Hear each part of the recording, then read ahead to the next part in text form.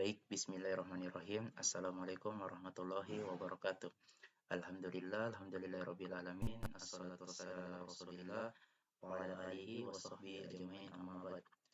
Perkenalkan, nama saya Said Saleh dengan NIM 20090150251. Pada kesempatan kali ini, saya akan memaparkan dua buah materi berdasarkan arahan tugas pengganti UAS dari dosen pengampu kami akuntansi perpajakan, yakni Ibu Fajriani SPD MSI. Adapun dua buah materi yang akan saya paparkan, yakni mengenai kas dan setara kas, dan juga materi mengenai ekuitas. Baik, langsung saja. Adapun materi pertama mengenai kas dan setara kas, dari segi akuntansinya, kas ialah uang tunai yang paling liquid, sehingga pos ini biasanya ditempatkan pada urutan teratas dari aset. Sedangkan bank ialah saldo rekening giro yang dapat digunakan secara bebas untuk membiayai kegiatan usaha. Kas dalam perusahaan umumnya dibagi atas kas kecil dan kas besar. Kas kecil umumnya dipakai untuk pengeluaran yang sifatnya rutin dan tidak besar jumlahnya. Sedangkan kas umumnya dipakai oleh perusahaan untuk pengeluaran pada kas kecil dan biasanya uang tunai kas besar disimpan di dalam berangkas. Menurut IEI tahun 2009 dalam SAK etap, setara kas adalah investasi jangka pendek dan sangat liquid yang dimiliki untuk memenuhi komitmen kas jangka pendek, bukan untuk tujuan investasi atau lainnya, yang tidak termasuk dalam kas dan setara kas baik menurut akuntansi dan perpajakan adalah sebagai berikut. Yang pertama, deposito yang jatuh temponya lebih dari 3 bulan atau revolver. Yang kedua, perangko dan materai. Yang ketiga, kasbon atau uang muka. Dan yang terakhir, cek mundur dan cek kosong. Untuk tujuan pengendalian kas dan bank, perusahaan pada umumnya melakukan pemisahan dana antara kas kecil atau petty cash dan kas besar atau cash on hand. Menurut Wild dan Kwok tahun 2011, dalam kas kecil dikenal sistem berikut.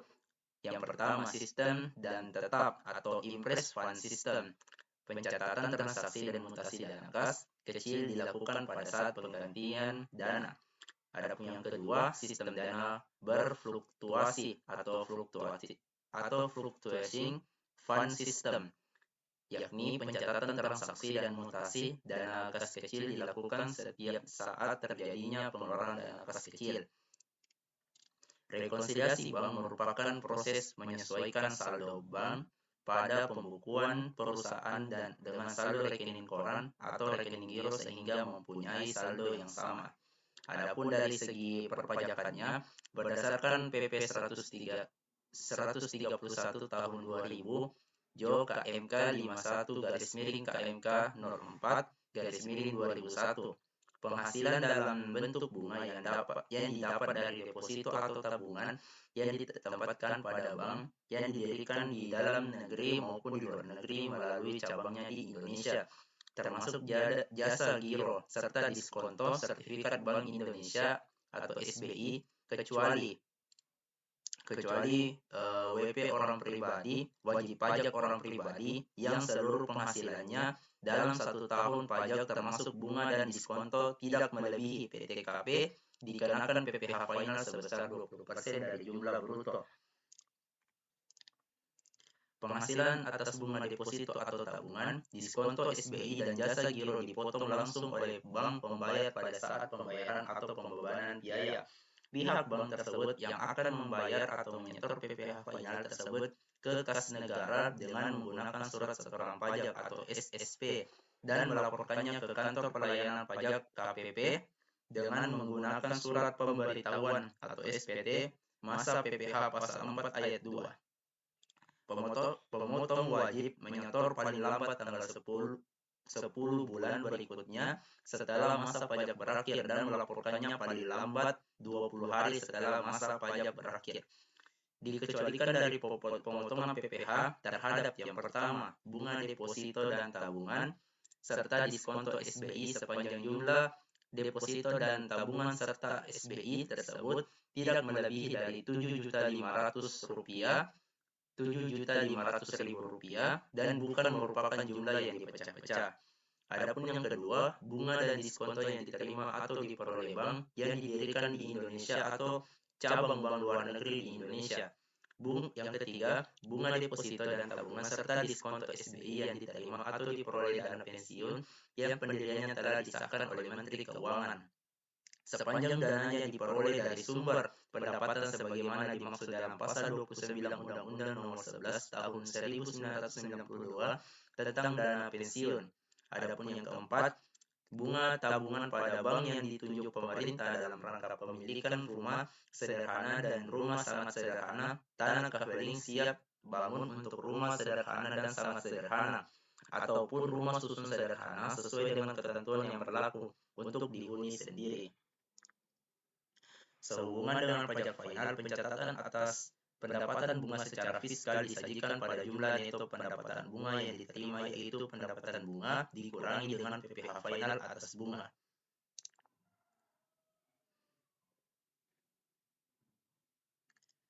Adapun materi kedua mengenai ekuitas.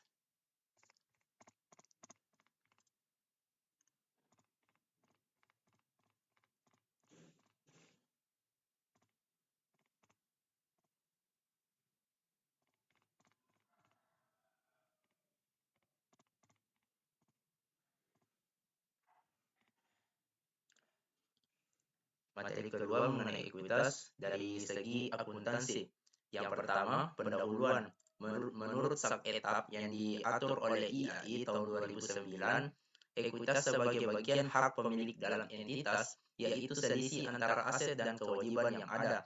Akuntansi untuk ekuitas badan usaha bukan PT dilaporkan sesuai dengan peraturan perundangan yang berlaku untuk badan usaha tersebut dan SAK yang relevan.